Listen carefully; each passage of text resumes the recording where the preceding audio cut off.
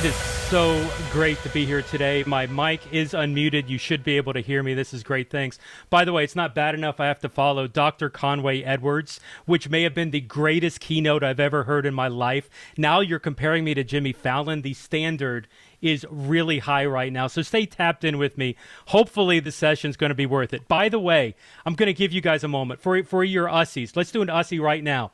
I've got Baby Yoda. And if you know me, I can't stand Baby Yoda. So this is the moment for you to take an Ussie right now. I'm going to give you 3 seconds taking an Ussie with Baby Yoda. 1, 2. Okay, that was fun. Let's move on and let's really get into the heart of this, because I am excited to talk here about this idea of a multimodal church, and innovation in church. And oh my gosh, even starting with Greg at the beginning, the second I hear innovation, divine innovation within the church, a quote comes up, and it says this: watch to see where God is working and join him in his work. If Christians around the world were to suddenly renounce their personal agendas, their life goals, and their aspirations, and begin responding in radical obedience to everything God has showed them, then the world would be turned upside down. Hugely relevant quote. You'd think it was written, I don't know, like last week. This was actually Henry Blackaby from Experiencing God way back in 1976. That quote in itself is older than I am. I was born in 77. You can do the math. But the reality here is I've had so much fun in this pandemic. I don't know if you're allowed to have fun. Don't cancel me. But I've had so much fun through the church digital over the years, coming on board with Stadia and championing this idea of phygital and helping churches like yours understand this difference between physical and digital, helping churches like One Community Church through our phygital learning communities, and essentially showing churches that God is on the move digitally. It brings me joy to see Stadia leading out, helping churches like yours, championing the cause of innovation. And yes, to Henry Blackaby's point, I probably have a personal agenda towards helping digital churches. Maybe that's something I need to confess, but honestly, it's a highly relevant option. Thank you very much, COVID. It's just one, though, of really many innovations that your church should be considering. And so I've been saying the word innovation a lot. Let me back up. Innovation is only worthwhile if it's of God. If God is leading in that innovation, then it's a good thing. So hopefully in these keynotes, in the breakouts within this panel, you don't see innovation for innovation's sake. You see innovation for God's sake. You see how God is working, and your church needs to ask questions like, should we be joining him in his work? Should we be joining God in this innovation? Well, it's getting a little tense in here. You know, I'm sorry. It started right off the bat with Baby Yoda, and should maybe look. I've had some fun. Phygital churches. Let's just call it up front. I cannot tell you how many times I've been made fun of for the word phygital. Let's just say it up front. I didn't coin the word. I may have been one of the first to use it in context of churches. That's up for debate. But at the end of the day, no, I do not want to dress up like Olivia Newton-John and sing the 80s ballad, Let's Get Phygital, for one of your church staff meetings. You only really make that mistake once, and that is now long gone. Here at Stadia, we are working hard to create another word, and that word is multimodal.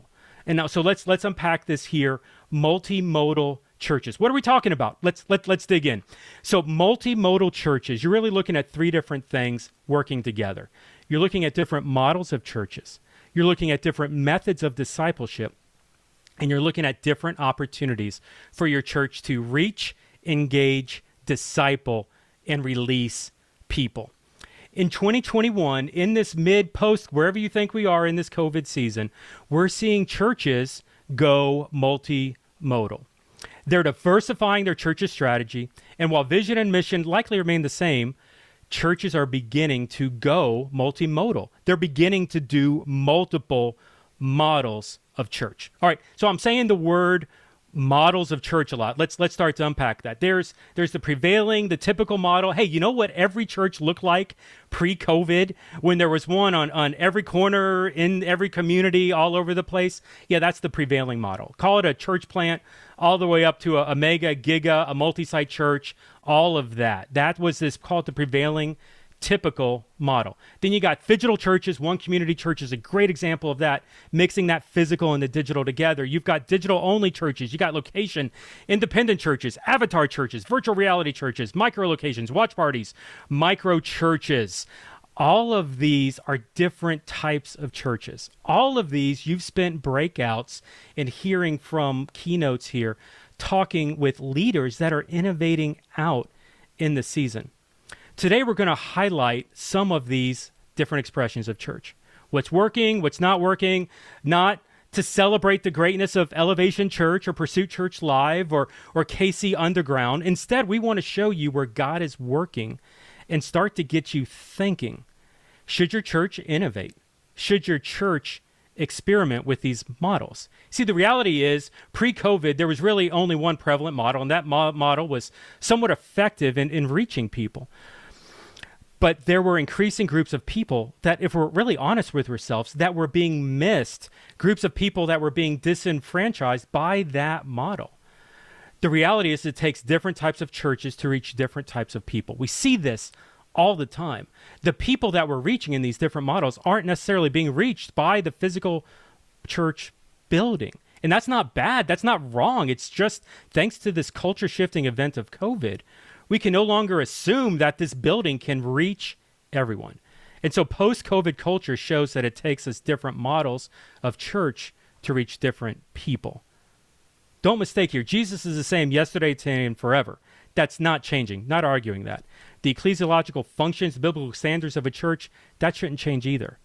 We need to be applying that Acts 2 blueprint for how our church should do church contextually in that established church, in that digital church, in that micro church. Apply that Acts 2 standard in place. It may look different in a contextual sense, but the core of the foundation needs to stay biblical. Fact is, there is more than one method to making a disciple. Contextually, that changes in these different environments. And once again, that's not bad. Church, we need to support this idea that it takes different ways to create disciples. Better yet, more than just being okay with it, we need to use this to our advantage. Not just support the idea, we need to use it to our advantage. A multimodal church recognizes that there are different ways to reach, to effectively disciple people. Phygital is the first time some of your churches really have ever had to wrestle with this two-method, two-strategy approach. You're using the strengths and the weaknesses of digital at the same time. Your church is learning how to be phygital, not just in the COVID season, but you're wrestling with how to do this in the long haul and what it's going to look like over time. You're recognizing that the idea of digital discipleship is powerful, that it's scalable, and that it's reaching a different type of person in a different way. What if there were other ways your church could multiply? What if there were other methods than just physical and digital? What could some of these other methods, I'm running out of hands here, I don't actually have a third hand, but what if you could do it even another way? Where do you see God moving? Where is he inviting you to join him? So you see, we're going to do a panel here. We're going to start to unpack how our churches can multiply our ministry through some of these multimodal options. For the panel, we're bringing in 3 different churches who are taking a multimodal approach. They're doing church differently, and they're reaching a different type of person. This is a huge win for the kingdom. And I do not do this to celebrate how God is necessarily using their specific churches, as much as to cast vision for those that feel like God is calling them to join in that innovation, expanding their church's multimodal reach. You see what I did there? I mispronounced it. I mispronounced my own word, multimodal reach. So let's have some fun here. Let's bring in Danny Hicks, watch party for Elevation Church. Danny, hey, thanks for joining us. I love having you on here. Man, just tell us, open up here. Tell us a little bit of your story. Hey, Jeff. Hey, thanks so much for allowing me to be a part of this. I know I've already learned so much today. Was really excited. I know our team was amped to be able to participate today, but you said it. My name's Danny Hicks. I'm the watch party pastor here for Elevation Church. And so I get the privilege of overseeing our watch parties, our small gatherings that are meeting in coffee shops and apartments and lots of different community spaces and some unconventional places as well. And in this season, well, you said post-COVID, mid-COVID. I don't know where we are. Will we ever be post-COVID is the question. I don't know. During this season, even gathering virtually, we've kind of pivoted to that method as well. But currently Watch Party pastor, I've been a part of our church on staff for the last 8 years. And for the first about 4 years, I served as associate pastor at our broadcast campus. And so helping to oversee the infrastructure and systems to create an amazing guest experience and overseeing teams there. And then was a campus pastor at one of our permanent locations here in Charlotte for a couple of years. And then almost 2 years ago, actually came over to our broadcast team, our online team, to oversee watch parties. So it's been kind of a winding road to get here. I feel like that's a theme today. I've heard a lot of people say they're stepping into a digital pastor, online pastor role, coming from a different context and background. So we're all in this thing together, figuring it out alongside one another.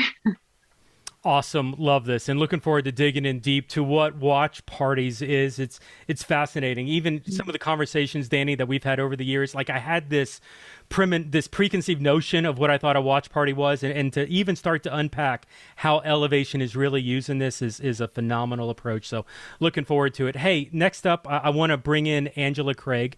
Angela is the founder and lead pastor of Pursuit Church Live, an Assemblies of God social media church that meets almost exclusively on Facebook. So super excited to bring Angela on here. Angela, are you out there? Yep, I'm here. There you go. Awesome. It wasn't popping up on my screen. Hey, Angela, I got nervous. I was like, oh my gosh, there's a tech thing. It's known to happen, but we're good. Hey, Angela, man, tell me your 60-second story. Like, what were you doing before this? Like, what's your role now? Talk to me a little bit about even Pursuit Church Live, how it's different from just broadcasting some of these church services, like a lot of churches are doing on Facebook Live. How it's that next step. Okay, I'm going to be a fast talker. Prior to Pursuit Church Live, I was working in my local church, and I was also leading with Assemblies of God at our local network, which we were empowering, coaching, and strengthening and developing 340 churches. So I was coaching leaders, basically. And the biggest question that everybody was asking was, how do I get people to come to church? And that was, 10 years ago. That was 6 years ago. That was 1 year ago, and that is still today. Like, how do we get people in? And so I started leading some Facebook groups, specifically designed for women, for helping women to walk in their calling and to reach their communities for Jesus. But here was the shocking thing, is that 40% of our groups, we were meeting online and then inviting people to come to a group in person, these meetups. Within 6 months, we had 500 people join. 40% weren't attached to a church. They either couldn't get to a church, they didn't want to go to church because they'd been hurt or some other reason, like you mentioned. That's what got my brain going, because I was always, when I was inside the walls of the church working, I was always trying to figure out how could we do a better job of bringing people in. And God was really saying, no, I want you to go where people are. And that was social media for me. That's where he was, as you said, he was inviting me to join him in social media. So I asked our network leader, who was in charge of church planning, if I could start a digital church or a social media church. And he's like, yeah, go for it. Try it. And so we tried all sorts of things. And long story short, ended up on Facebook because that's where, as of February, because of COVID, 2.8 billion people are on Facebook. So there's more than enough for us to serve there. And so that's been a really, really exciting journey. 16,000 people now from 47 countries and 48 languages. So that's small compared to what Danny is doing at Elevation. She could probably give you some numbers that will blow your mind. But you asked what's different about us streaming. So what's different about us is that our assimilation process and our daily discipleship. So Dr. Edwards said, focus on the 167 hours a week. That's really, I see Danny doing this, I see others doing this, and that's where you really can change someone's life. and bring them into the family of God when you can be in relationship with them every day instead of maybe 30 minutes every 2 weeks in person, which in Washington State, we're still here. That's why you're in my living room right now, because we're still at home. Our churches are not open. That's awesome. I love your chandelier there in Washington State.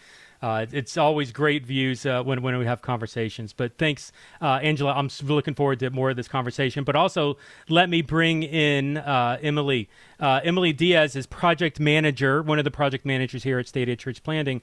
And honestly, she's Stadia's resident expert on MicroChurch networks. Emily works very closely with the Rob Wagner, KC Underground, Kansas City Underground crew. As well as an aside, Emily and her husband Abiel are church planters in Albuquerque, New Mexico. And so they've got, honestly, the wealth of information coming out of Emily, she's probably a little embarrassed for me saying this, is phenomenal. And so really excited to bring her in. Emily, hey, so tell me a little bit about yourself, just a little bit of your story. And what I would love to focus on maybe is, hey, so we talk about house churches, or at least there's a biasness historically towards like what house churches were, I don't know, back in the 70s and 80s. It's almost like it's a bad word sometimes. How is the microchurch network, like KC Underground, what they're trying to do? How is it different from maybe that stereotypical view?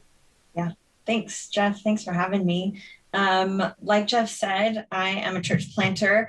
I also am a church planting kid. So I love what Matt was talking about in our previous session, right? That the pastors' kids and church planters' kids are your best volunteers. It's me right here. We get it. And I went in, even having seen the back end of my dad planting a church, chose to plant a church with my husband here in Albuquerque, New Mexico. Ciudad de Gracia is reaching the Latino population here in our city. And I'm also on the team with Stadia as a project manager. And as a project manager, really what I get to do is walk alongside of church planters as they plant a church. You know, when people always ask me what is my favorite thing about church planting, my answer has always been that I get a front row seat of watching the hand of God move in people's lives. And it's the same answer for what do I love about being a project manager.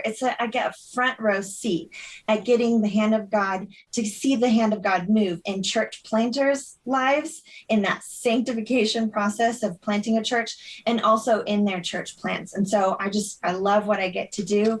And one of those projects that I have been honored to be able to partner with has been Kansas City Underground. Kansas City Underground is led by Rob Wagner and Brian Johnson and their team in Kansas City. And I started working with them in the fall of 2018. And they are a network of microchurches as well as a mission agency. And so it has been an incredible experience. And I've been honored to actually step onto their team also as a part of their board. And to answer your question, Jeff, is answering what is the difference between a microchurch or a microchurch movement and a house church is typically, historically, we've seen house churches be kind of just like a miniature version of the prevailing model of church, right? It's the prevailing model of church in houses. It's much more community oriented. But what microchurch movements are really decentralized movements of disciple making. That's the emphasis in microchurches. It's empowering everyday Christians to go out in the places where they work, where they live, where they learn, and where they play to make disciples of all people. And then as they do that, then we see microchurches emerge in those contexts. And what Kansas City Underground has done is gather those microchurches together to create networks. And then they are used as a resource to empower and resource those leaders as they continue to make disciples in their everyday life. That's beautiful. So we've got here in this panel, we've got a giga church that's doing watch parties, influencing tens of thousands. We've got a social media church that's in 48 countries, 46 languages. Every time I talk with her, the number just keeps going up and up. It's crazy. And we have almost the reverse opposite, but it still is this relational idea of connecting with people in communities and being that church with within neighborhoods, and the potential idea for all of our churches to maybe start to explore some of these different areas is huge. You should be writing some of this stuff down. And so let's dig in here. Danny, let's get with you first. Here's the question I want to ask all three of you ladies. The big three ecclesiology, basically, and we get this a number of different places, a number of people have written on this. A church at its core value, there's some sort of a large gathering, there's some sort of a small group gathering, and there's some sort of activating, having people on mission, multiplication, something happening. Those three parts. Danny, what does that look like for elevation, for the watch parties? Like, how do you guys represent that as watch parties for church? So for us, I feel like, first of all, we call them watch parties right now. We are actively currently looking for a new name for our watch parties because we say this a lot. We preface it that we really want people to do so much more than just watch. We're not trying to recreate consumers of content to gather around simply the experience, but can they be connected to and tethered by the relationships of the people around them, and really taking what the Holy Spirit is doing in these small communities. And so for our watch parties, they really vary in size, anywhere from a handful of, say, 5 people all the way up to, in some cases, 25, 30 people coming together in a specific city or community. And so for us, the sort of breadth of coming together, gathering with one another, like we see in Acts 2, is really weighted and paired by them also going out to minister, to reach people in their sort of spheres, their influence, their areas, their jobs, their workplaces, just as Emily, a lot of what you were speaking of. We want to keep reinforcing that in the pattern of coming together to gather. Now, for ours, we really put a lot of intentional focus, not just on reaching new people. We believe that a tremendous part of the calling of what we're doing in this season is reaching new people that may not have yet been exposed to the message of Christ or to what God is able to do through them, but also reaching people and connecting people into a place of community that are part of our online ministry. And so people that are actively involved, that, again, are not just consumers, but are participating in what God is doing here through our church. And then also, I guess I shouldn't leave them out, because there are a lot of people that are just taking in content that we're also working hard to reach, to bring them into a place of contribution and community. And so pairing this sense of belonging with action, really them working out in their faith. And so for our watch parties, we see them coming together, gathering with one another through the pattern of church, worshiping alongside one another. That's that, for most of them, that Sunday rhythm that we try to offer flexibility, but it's the pattern of worshiping, gathering, and then also coming together for, we call them e-groups here at our church, but a small group format. So again, the rhythm of coming together to worship, then continuing to have another pattern of repetition, of studying God's word, of diving deeper and engaging. And we are still working on this. I would say for a lot of our watch parties, we are in the thick of it right now, trying to make sure that there are local e-groups, local Bible studies happening, versus we have lots of opportunity for them to come together in our e-groups with people all over the world. But our goal in watch parties, we're sort of like the Zoom lens of our online ministry. We want to take big, broad exposure online, so thankful for it and blessed by it. But how do we now drill down to the local, individual, city and community level to see God work, to really mobilize people in that format? So coming together for Bible studies and through groups. And then when we talk about getting people on mission, I mean, the pattern of reaching people, who has God placed in their life, who has he orchestrated in their path. But also now we just launched volunteer roles within the watch parties. Again, getting people moving within the watch party, building and growing and investing, and then also creating outreach opportunities in those cities. Identifying one person in each watch party that part of their role is to help create these opportunities to serve local partners. The thing with our ministry that we're continuing to work on, and we're starting to do better at it, but it's been difficult, is narrowing in again to the city level. Can we have someone serve and volunteer with their local pregnancy resource center? Not big partners that are national or worldwide, but can we narrow in so that they feel like, man, this ministry, it may not always be specifically in my city or my community, but we're impacting people here. So again, just the value of that local level influence as people are going out, but then also the breadth of coming out, but then returning back together as well. Yeah, it's amazing from a giga church, just the tens of thousands that you're seeing physically and online.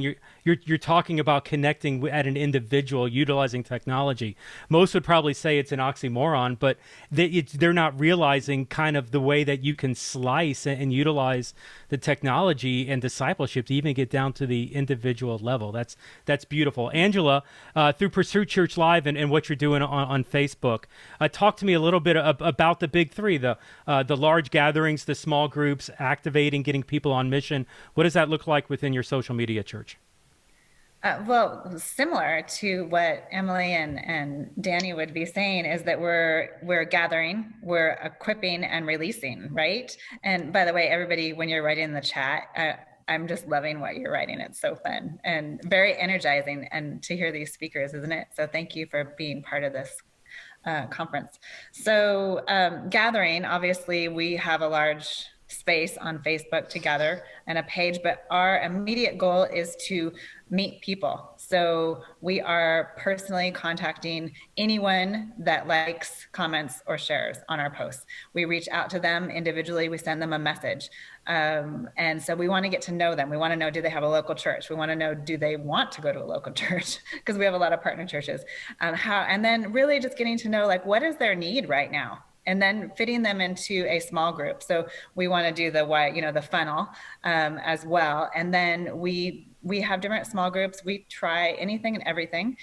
So right now we use YouVersion a lot. I have 60 people in my personal Bible study. We're reading the Bible together. But then we also have other like 5-day studies or 7-day studies. So we're trying to find that individual fit. It takes building a really incredible team. And so we find those fits for people. We connect with them, whether it's a messenger group, whether it's a Facebook group, YouVersion group, WhatsApp group.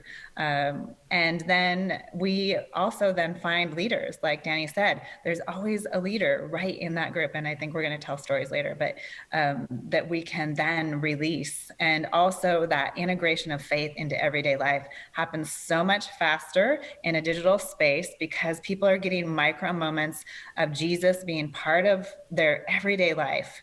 And then they're getting encouraged by others around them. And so it makes such a huge difference. And I see them going like this. Yes, yes, yes, yes, yes. So be excited, everybody. Like I see many of you, I asked, what are you starting? We want to be a part of that because we need everybody to really work in their context. And where is God inviting you to join him? And then we want to be a part of helping you do that.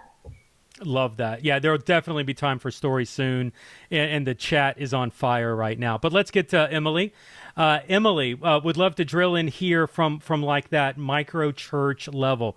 What are the large gatherings? What are the small gatherings? What is being activated on mission? What does this look like? Yeah. So in a micro church, the ecclesial minimum is worship, community, and mission. But the importance and the emphasis within this model is that the church is not a place that we go or a thing that we do, but that it's an identity. And though that ecclesial minimum, the worship, community, and mission, when that activity begins to take place, then we see that the church is present, that it is existing in a community, and a microchurch has emerged. And so that looks contextually different throughout these different microchurches. Within the Kansas City Underground, the unity of mission is that they are about gospel saturation throughout Kansas City, right? They want to see a missionary on every street and a micro church in every neighborhood is KCU's tagline. But that plays out very differently in every one of their micro churches. And so some may be really passionate about skater kids and they're reaching out in skate parks. Some are passionate about international communities and are reaching international communities in the diverse areas of the city. And some are reaching soccer moms. And so mission looks very different. And then therefore their worship and how they gather as a community is contextualized between each microchurch, just as it would if a missionary was going internationally to reach an unreached people. You contextualize what you do, how you speak, and how you worship to the place where you're going and called. Love it. All three of these methods, by the way, you're seeing where the capacity to reach large number of individuals exists, but they're not looking at them as masses. They're looking at them as individual people, which is really why I wanted to get some of my favorite part of this panel is going to be right here. I want to hear stories. And so Danny, would love to start with you, watch parties with Elevation. Tell me some stories. Tell me one story, incredible, like this is the summation of why people should do watch parties. I know you got multiple. Give me one. Yeah, so I'll tell you a story of Rosa, one of our watch party leaders up in upstate New York, actually. And it's cool because of the timing. During COVID, it's been really difficult for our watch party ministry. We had watch parties in place prior to COVID starting, which you could say was a blessing, but it's actually been quite the challenge because you had people that were in a pattern and a rhythm, some of which were no longer comfortable gathering in person. And so we've sort of had to pivot within what felt like already a pivot of our ministry with watch parties. We had to create an opportunity for people to come together virtually through Zoom. And it actually was something that when we started, we felt like it was a Band-Aid. Now it's become a tool that we really think can help carry us with our watch parties into the next season. But Rosa, she, in our year-end offering at the end of 2019, she actually, part of our online ministry, she chose to, she'd already been tithing at that point, but chose to give in our year-end offering. And as she gave, she believed that she was sowing a seed of faith for her sister-in-law that did not know Christ. And her sister-in-law, as well as her brother, who did not have a relationship with him. But Heidi, her sister-in-law, was on her mind, in her heart. She sowed that seed, and then she felt like God pressed upon her heart to start a watch party in her area. She started her watch party at the beginning of March in 2020. Perfect timing. And the very next week after she launched, everything completely shut down. And she finds herself in the state of New York leading a watch party where she had planned to gather people in her home, now has pivoted digitally, gathering to worship on Zoom, people staring at each other's faces as they're worshiping, us trying to find a way to keep these relationships continuing to build. And she had a couple of people when she started. It started growing very slowly at the time, but due to COVID, it created such an opportunity. Jeff, you said you've had fun during COVID, which might be a questionable statement, but I would also lean on the fact that, yeah, a little bit maybe. It's been such a season of fruit, I think, for so many of our churches. It's been one of the most difficult seasons of ministry I've ever been in my life, but also just seeing such evidence of God's faithfulness and the fruit of him being present as we've shifted and used that discernment that we talked about earlier in the day to make changes. I'm sorry, I'm getting off track. I get really excited about this, but basically Rosa, she was faithful with her watch party meeting virtually, and Heidi continued to come. She showed up. She was present. They studied God's word together. And Heidi actually ultimately made a decision to accept Christ all the way up in upstate New York. And now, as restrictions are beginning to lessen and decrease in New York, Rose is starting to make plans to figure out how she returns back to a pattern of gathering physically. And here in April, as restrictions are lifting, I think April 4th there in New York, we're going to get to go baptize her in person now. And I get to travel up, baptize her. And just such a picture of not just God's faithfulness in our lives, but Rose's commitment and consistency to not just, again, take in content and just worship, but along with that worship, really getting moving, reaching people, reaching the person that she'd prayed to God for, and now activating her faith. So it's been really special to see how God used what's been a difficult season, requiring all of our flexibility and agility to still work and move. So love it.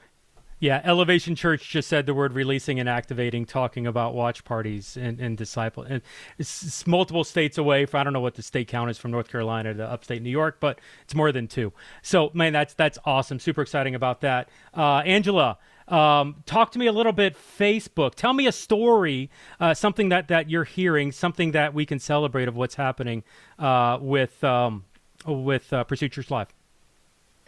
Okay, first there's a comment or a question in there asked a couple of times, and Danny, I think you can answer this. So Facebook isn't going to have watch parties, like Facebook watch parties. So I know Danny's doing that differently. So maybe you could address that at some point, Jeff, if you. Yeah, we'll come back around to it. Kind of, okay. I saw that note too. I'll hit it towards the end, but thank you. Stories for you, Angela. Where are we at? Okay, so here is it kind of shows kind of our system, as well as our strategy of how we move people. So when we first started Pursuit 4 years ago, we had someone, her name's Dee, she's from Colorado, and she was watching, commenting, liking. And we did a little bit of a reverse of team recruiting. We recruit backwards. So when we see somebody like that, I'm like, this person is on fire for encouraging people. And so I had reached out to her. I asked her all the questions, where do you live? Do you have a church? Turns out she has MS. Her husband is actively serving in their local church, but she can't go to church, and was really that was breaking her heart because she loves Jesus. And so she became eventually the leader of our impact team. And she served in that capacity for 2 years, and she was leading that team in Bible study and making sure everybody was, cared for. And then after 2 years, she decided she wanted to go back to school and get a PhD to serve a higher capacity, and then also start her own micro community. And when we started Pursuit, I thought those micro communities would look like in-person groups, but because of just the people that we've been able to serve so far, our micro communities have all been digital. So she wanted to start a micro community for other people that have long-term illness. So whether it's cancer or MS. And so she's been a gift, but just as far as moving, from one place to another, someone who's left outside that came in. And I have other people that gave their lives to Jesus for the first time and how they have moved forward. So we can talk about that later. That's beautiful. But I want to hear what Emily says too. Yeah. And we're seeing more of these, special needs is not the word, but people with health conditions connecting. I know Stadia, we're starting to work with a digital only church that's aimed towards American Sign Language, the hard of hearing, deaf people coming in towards that. And so seeing that as an opportunity to connect with, once again, a different type of person that you might not be connecting with in the physical space. But you're right, Angela, I should shut up. Hey, Emily, tell me a story. Tell me something awesome that's coming out of KC Underground. Yeah, so I was going to tell you about some other micro church network movements, but you can't miss out on this story. So there's a man named Chad that's participating in the Kansas City Underground, and he grew up riding bulls. So this just tells you how diverse micro churches can be. They can be reach any people, all people with any affinity.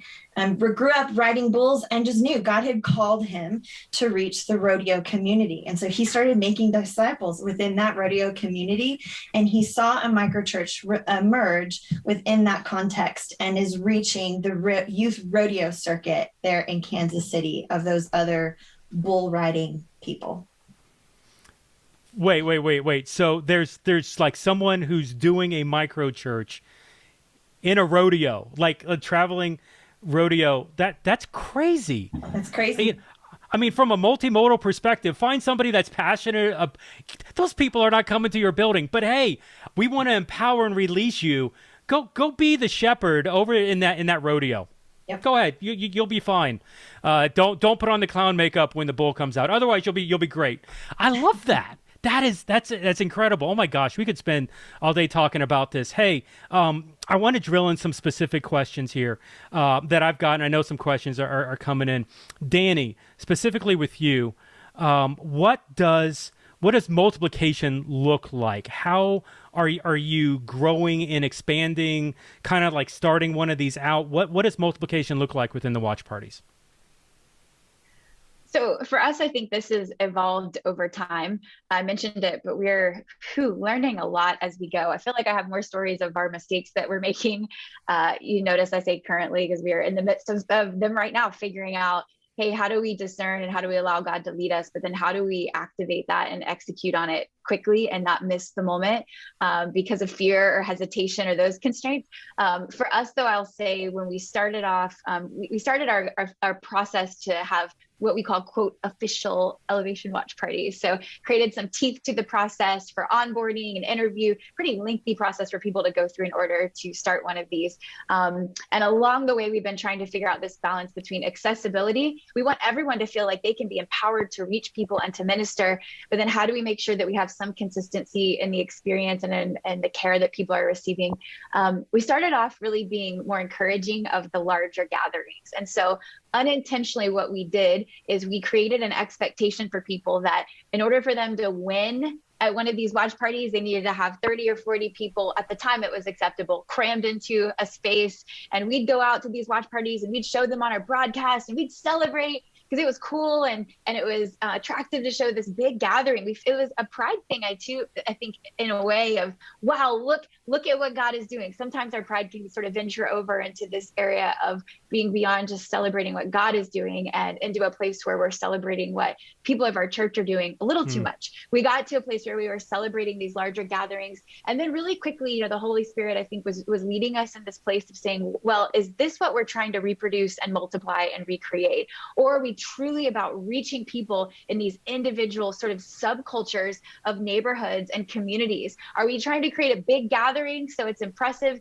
and so that it mimics what we've already seen? Or are we trying to create something new? Are we listening to God to say, God, what are you trying to build in this season?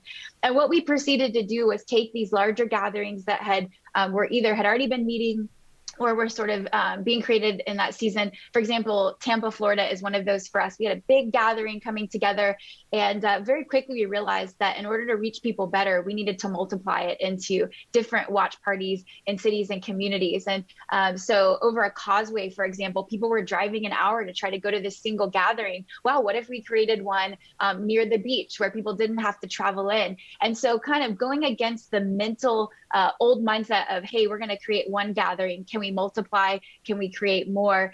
And that's just in where one is in existence. What we do currently in a place where there aren't already leaders is helping to identify people that may approach us that they're interested in hosting one of these watch parties, also doing some ground game. This is where we're trying to get better of generating that momentum, meaning that we have people that God is using in these cities. Can we identify them before they've self-identified? Can we go to them and say, hey, God is working through you and your faithfulness and obedience, and then talk to them about potentially caring for people in their area. And so it's making sure now there's kind of a gut check for me. Anytime something gets bigger, how can we begin to multiply within what already exists? And then how can we go out to begin to find those opportunities? Even people that have a space, but maybe need a partner to lead with, how can we pair those people together and get better and better at that? Not just responding to what's happening, but really allowing the Holy Spirit to guide us in creating and finding that momentum. As you said, Jeff, where God is already moving, can we go there? Can we get in there? And can we work together to create something? Yeah, that's beautiful. I can have this conversation, and I want to invite you all to my podcast. We will release it sometime soon. There's so much I want to get to, and unfortunately time is kind of working against us right now. Danny, I want to ask you one question to land the plane here. And once again, all of you, thank you. But Danny, specifically right here. Elevation is multimodal. You guys are doing, at least as far as I know, 3 strategies: physical building, broadcasting online, and you're right, with the watch parties you get to fine cut in. What are those tensions? What's the working environments, leading in those environments, working with that campus pastor, the physical campus pastor, the digital pastor who's working online, your watch parties? Like, it must be all like flowers and happy, and there's no struggles or tensions ever, right? Tell me a little bit as we're wrapping up here, maybe some advice for some of us that are wanting to go multimodal and try to do some different things. Yeah, I feel ill-equipped to answer this because we are still in the thick of figuring this out as an organization. I think COVID has been one of the best things. Again, it feels off to say that, but it has been a positive thing for us internally in finding this sense of unity. The Bible says we would make every effort to keep the unity of the Spirit through the bond of peace. And I think in our teams, really us centering ourselves around the value of what does unity look like to still be pushing projects forward as fast as we can, aggressively wanting to reach people with different formats and different modes. But then how do we maintain that bond of peace within it? How are we having open and candid conversations, even in our language? I think back in the day, we were so quick to always say, well, campus and online. We always would talk about it like there were these 2 separate hemispheres of the world. And honestly, they really were within our church for a long time. The processes didn't overlap, and people were building in isolation, often in a vacuum, trying to create. And then COVID happened, and all of a sudden, every single person in our church became an online participant. And a lot of the systems and structures we'd been building, it was amazing, and we were thankful to get to sort of leverage them and employ them during the COVID season. But we also still had so many ways to continue to grow in our online ministry. And you said it when we talk about these different paths. I think our brains naturally want to create this linear black and white approach of, well, this is campus and this is online. And it even happens now with, well, this is watch parties. And watch parties are this weird hybrid thing that we're trying to build within our church. But I would say any sense that the thing that I'm learning is any way that I can push back on my mental tendency to want to create lines and boundaries and sort of edges to every single thing we're working on. And instead of looking at, well, where are we different? Where are we overlapping? But can we look at the ways that we're all building into what God is doing in the people of our church? Can we find those areas? And instead of shying away when it gets uncomfortable, because it does get that way, it still does with us sometimes, or maybe someone says the wrong thing and they didn't intend it that way because they're talking about this area, what this team did, or maybe this season is a difficult season for this part of our church, but another one is doing, I mean, that's real tensions and things that are happening. But can we with candor approach those conversations and constantly remind ourselves that God has called us to that bond of peace and unity within our church, which is intuitive and feels obvious, but man, it is so tough. And for us, it's a daily thing that we're walking through as a church, and even within our online team, as we've created this sort of new area within watch parties, how are we all honoring of one another? How are we really behind each other? How are we supporting what they're doing? How are we asking for help and also offering help? I think just that open conversation is what it's created for us. And again, I laugh. I texted you, Jeff, when we were talking about it, because I'm like, wow, we do not have this figured out. We are still in the middle of it. But really just leaning into, hey, when stuff hit the fan and things got difficult during COVID, what we could no longer do was say, well, this is yours and this is mine, and we do it this way. But it's all hands on deck. Let's lean into what God is doing and be ready to, let's get to those people because they need us. If they've ever been desperate for what God can do and can provide and can pour into them, this is the season. And so, I don't know, getting past all that small stuff and saying, hey, what are we here to do? Let's work this thing out and let's be on the same team for sure. Awesome. I love the idea of blurring the lines, no longer being siloed and territorial, working together. We're all on the same team. COVID did kind of throw church in a blender, and we're seeing a lot more of this. Plus, as we're doing different things, experimenting, it's going to be new. It's going to be uncomfortable. Stick with the experiment. Try to figure it out to find ways to work together towards it.